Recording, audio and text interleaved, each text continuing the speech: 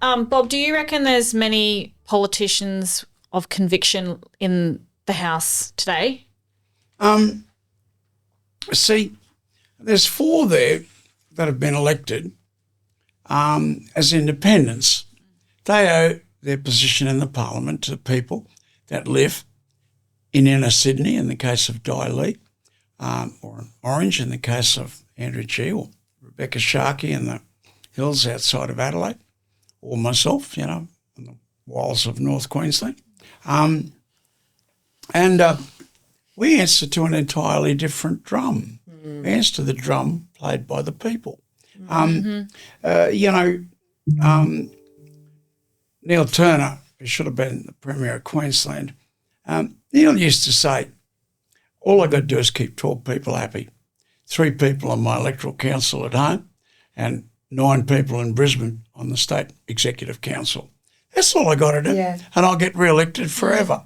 Well, that's terrible that is the situation. Yeah. And if people just moronically keep voting for political parties, then we're never going to dig ourselves out of the hole that we're in. But polling now is indicating that 70% of people hate the mainstream politics of Australia. And I think that will continue because even though there's a million forces destroying Australianism in this country, it still is a very hardy Absolutely.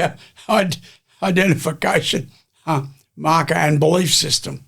It is a very hardy belief system, and they're far from knocking us out yet. But the Gumtrees have got to reply. Can you explain the Gumtrees to us? Well, we will be giving an address to the Australian nation from under the Gumtree. And I don't want to signal my punches, but the country has only 3 sources of income: iron ore, coal and gas. There are $120,000 million. The next thing down is way down here. It's only 15,000. And sometimes it's gold, sometimes it's beef, sometimes it's grain, but it's 15,000. If one of those big guys go down, you're finished. Well, you sold the gas for 6 cents a unit. The gas was sold. What year was that? Gone. I was over a period of years. Over a period. But it's not completely gone. As we talk, the biggest gas supplier left in Australia, Santos, is negotiating with a Middle Eastern outfit for the sale of Santos overseas. There's not a bo peep come from anyone in Canberra against that sale. No. Not a single bo peep. Who are they? Are these people in Parliament Australians? No, they're not. They don't even remotely resemble Australians. Would they get upset if someone called them something else except in Australia? No, they'd think that was normal. Well, you put someone like me, I'll get very angry indeed. And that's just a good example of what I'm talking about. But also the intellectual mentality down there is just appalling.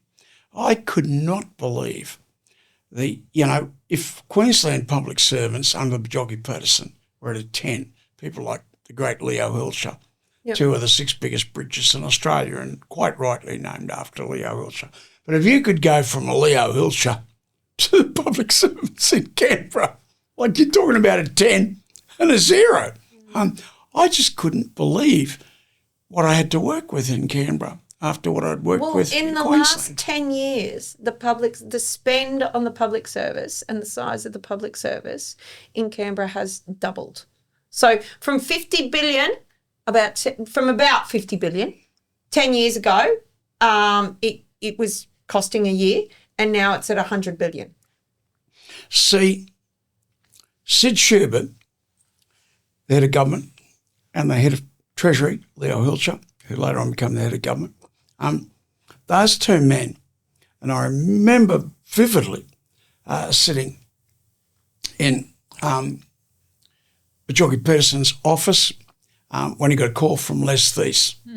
Oh, yes, Les, Les, it's a lot of money. It's 28 million. It's going back nearly 40 years now. It's 28 million. You've got the coal and you've got the contracts. Yes. Oh, thank you. Thank you, Les. Yes, that'll be right. So I rang up Sid Schubert, the Coordinator General, and I said, I was in Joe's office.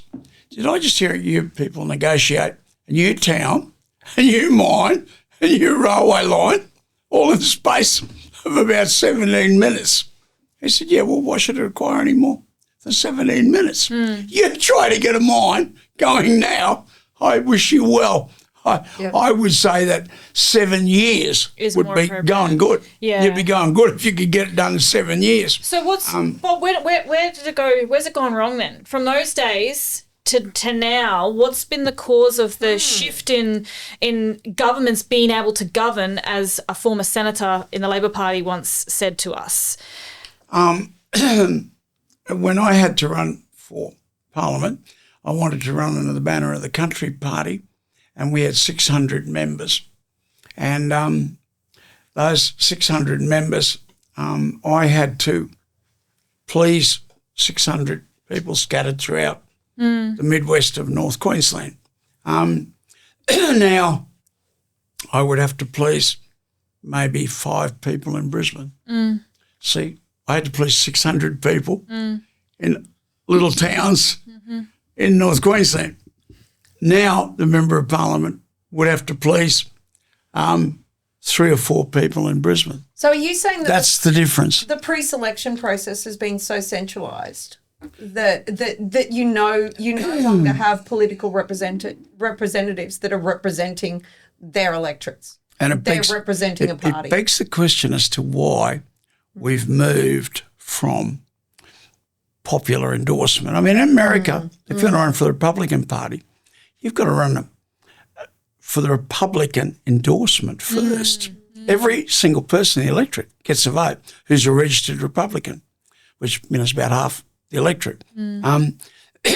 So they have a primaries system. We have no primary system. It's just decision by a little executive in Sydney or Melbourne or Brisbane.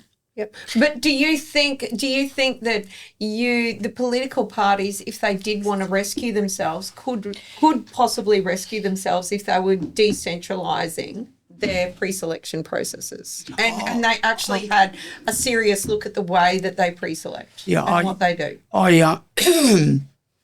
You'd have to go back to blokes like Thomas More in human history to find out where people have voluntarily ceded power.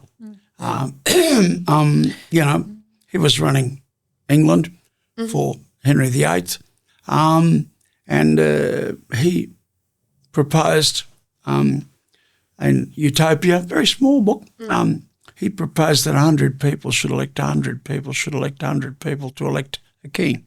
No wonder he got his head cut off. Jeez. In the days of Henry VIII to propose that. But well, I mean, yeah, and the Americans, go a bit close to that, I suppose.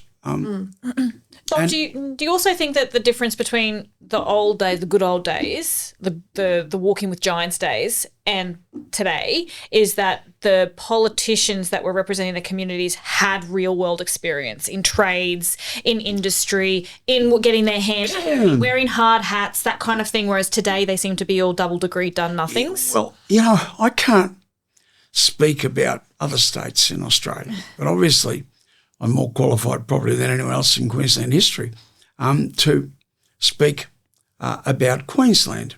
And if I went around the cabinet table, when I first went into cabinet, Bajoggi Peterson had worked as a contractor. He drove a bulldozer. And he was very successful. He wasn't all that much smaller than Thies before he went into Parliament. But he drove the dozers himself.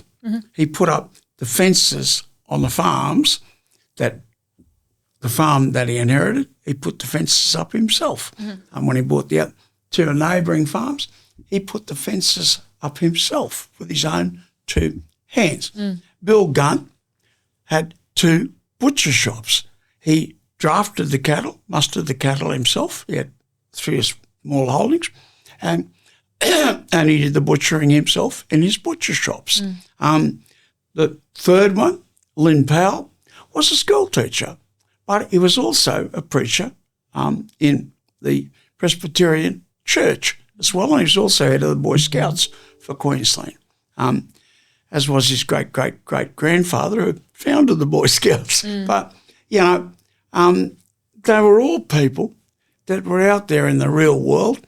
Every year he sold the tickets going into the Maryborough show, Lynn Powell, you know, because he was very active in JCs, and they would he sold tickets on the gate, even though he was third-ranking minister in the Queensland government.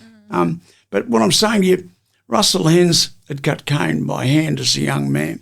Ron Cam had cut cane by hand as a young man. You can see now the people that are there now, and I know the current Premier, and I'm not knocking the current Premier, he could do a lot worse than him, but he's never worked with his hands in his life.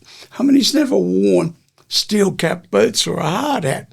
And, you know, all Except of our... for a press photo. Yeah, except for a press photo. But all of, you know, our members of Parliament, all 4 of us, have done exactly that. Hard yakka. Yeah. If you had to look at... But also, you know, in each case, they've achieved in their own right. Robbie Katter set up his own business. Righto, he started worked 2 years labour in the mines. Nick D'Amato was 5 years, finishing his trade, 6, 7 years, and then working as tradesman. But he set up his own business, you know. Shani Canute's got small cattle holding on the river outside of town, as has all his family. His father's uncle was the biggest cattle owner in Australia. That's the sort of people they are. But you've gone from hands-on and you know, I mean, some of these people had academic achievements as well. Played for Queensland and he was commentator of the rugby league. He had 2 degrees and he was head master of a school. But, you know, all right, in this case, he played very serious rugby league. He played for Queensland in rugby league. And Mick Beavis, well, people think Mick was a thickhead, probably the most wealthiest man to go through the Parliament. Yeah. So I have a hypothetical question. I know you love hypotheticals, you hate them, but anyway, I'm going to say it anyway. So, you know, speaking about rugby league, and there's the Legends of League game and stuff, right, where you bring back the old greats and they play the young guns.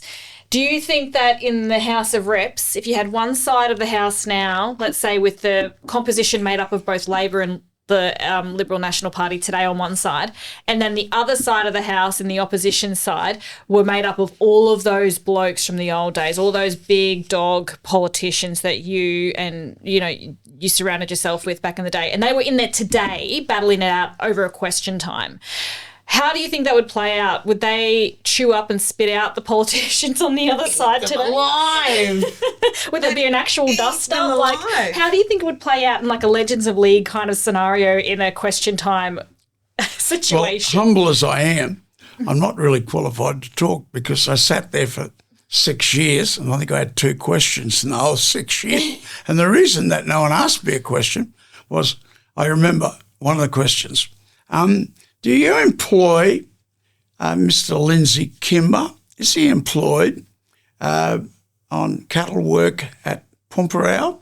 And has he for 3 months been enjoying himself and the graces of a young lady in a motel room at a holiday resort outside of Cairns for the last 3 months when he was being paid a wage to be in Pumperau? This was the question you got? And is he the candidate for the National Party in the forthcoming election?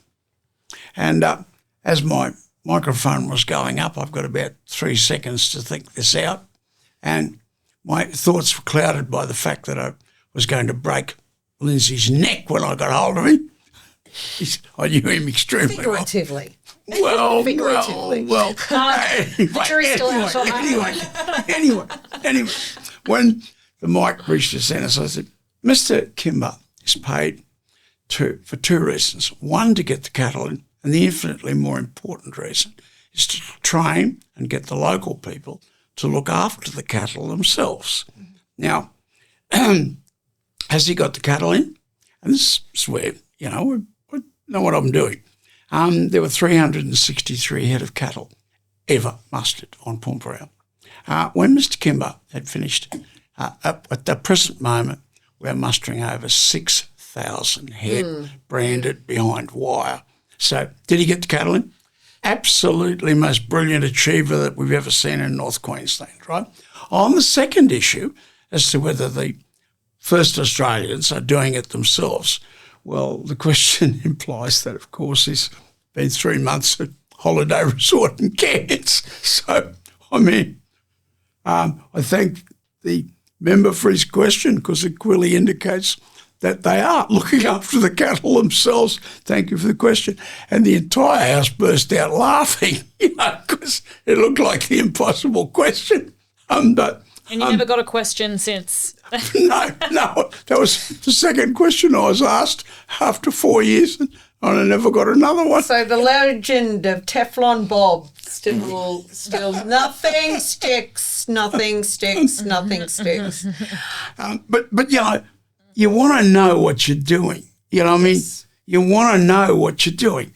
And I knew exactly what I was doing with Lindsay. For all of his shortcomings, my bloke fella, brother cousins, loved him, and they reacted the way that I wanted them to react. Do you think that politicians are too briefed these days? They're too? Briefed by their staff. Are they too? Is question time not an off-the-cuff question time that you used to have, where you've got to think on your feet, where you've got to justify your department, where you've got to explain your position? Are there too many questions that are asked about that aren't Dorothy inquiring about what they're actually doing? They're after a 30-second media grab, not an actual detailed understanding as to what they're doing and justification of the public service that they're providing. Look, most officers are stacked with little would-be's, if they could be's, that want to get involved in politics, and are usually yuppie groupies. Groupies probably being the operative word. Political groupies. That's who they are. Well, my staff throughout the years have been super achievers.